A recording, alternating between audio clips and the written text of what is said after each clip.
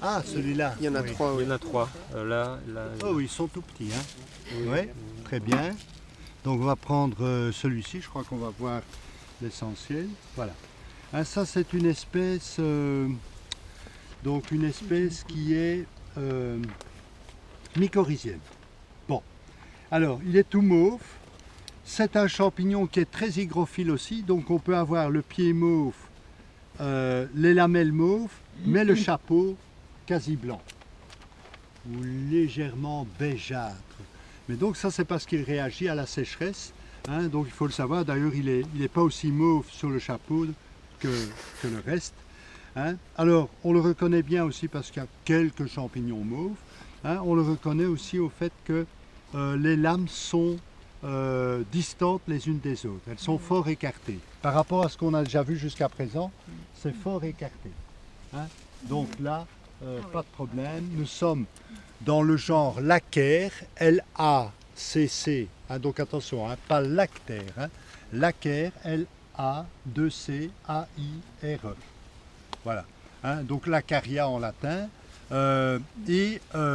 Vu sa couleur, c'est celui qui porte le nom d'espèce Amethystiana.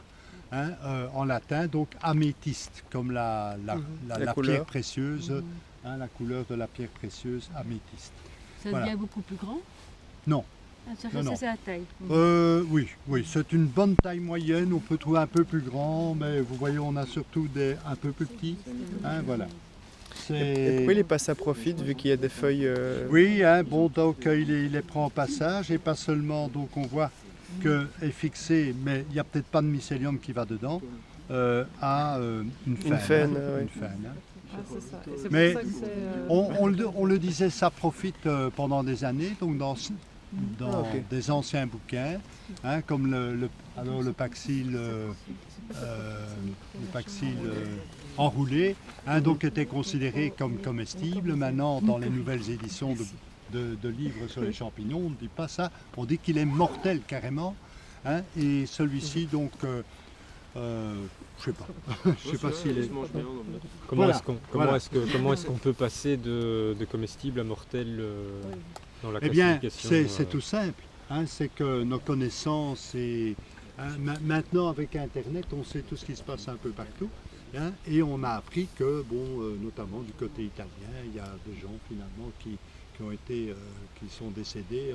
Mais bon, maintenant, il y a les informations de ce genre de trucs. Ou du laboratoire Oui, bien sûr, les progrès de la microscopie, aussi, parce que, je veux dire, scientifiquement, si pendant toute une grande période de temps, sur une grande zone géographique, il n'y a pas de problème, et puis que soudain il y a des morts, c'est pas pour autant que ça veut dire qu'il y a une association. Il faudrait enquêter, parce que c'est pas logique non plus.